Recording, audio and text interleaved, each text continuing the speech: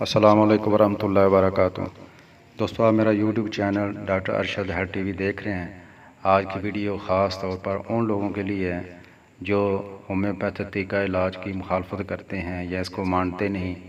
اگر مانتے ہیں تو کہتے ہیں یہ طریقہ علاج بڑا سست ہے، میڈیسن کام نہیں کرتی۔ یہ ان لوگوں کے لیے چیلنج ہے۔ دوسرا ان لوگوں کے لیے ویڈیو ہے جو ایچ پائلوری کا شکار ہیں اور کئی سالوں سے وہ گولیاں، ٹیکے اور پتہ نہیں کیا کیا استعمال کر رہے ہیں، لیکن ان کو آرام نہیں آ رہا۔ تو یہ ویڈیو ان کے لیے تحفہ ہے، یہ ویڈیو ان کے لیے بہت زبردست ہونے والی ہے۔ تو آئیے ہم شروع کرتے ہیں۔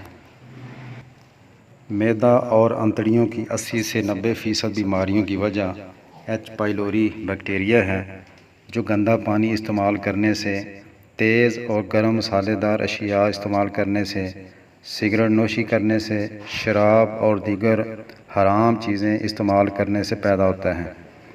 ایچ پائلوری بیکٹیریا کی وجہ سے معدے کا السر بن جاتا ہے، معدہ میں جلن اور تذابیت شروع ہو جاتی ہے، جو خالی معدہ زیادہ ہو جاتی ہے، متلی اور ابکائی شروع ہو جاتی ہے، بو ختم ہو جاتی ہے، معدے میں گیس زیادہ بنتی ہے، ڈکار بھی اکثر آتے ہیں، درد کے ساتھ پخانے کی حاجت ہوتی ہے، وزن میں کمی آنا شروع ہو جاتی ہے اور بعض دفعہ سر درد اور چکر بھی آتے ہیں۔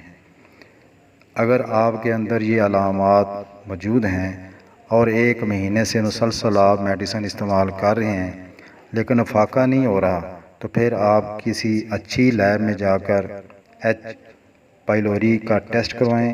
اگر آپ کا ٹیسٹ پازیٹیو آ جاتا ہے تو گھبرانے کی ضرورت نہیں۔ آپ کو صرف ایک میڈیسن کی صرف ایک خوراک یعنی 1 قطرہ لینا ہوگا۔ مجھے اللہ تعالیٰ کی ذات سے امید ہے کہ آپ کا ایچ پائلوری کا پازیٹیو ٹیسٹ نیگیٹو میں تبدیل ہو جائے گا انشاءاللہ۔ تو ہومیوپیتھک میڈیسن کا نام ہے کارسینوسن۔ یہ 1 ml آپ نے لینی ہے۔ آپ نے جرمن کمپنی شوابے کی لینی ہے اور صرف 1 قطرہ ڈائریکٹ زبان پر ڈال لیں یا 1 گھونٹ پانی میں ڈال کر آپ لے لیں۔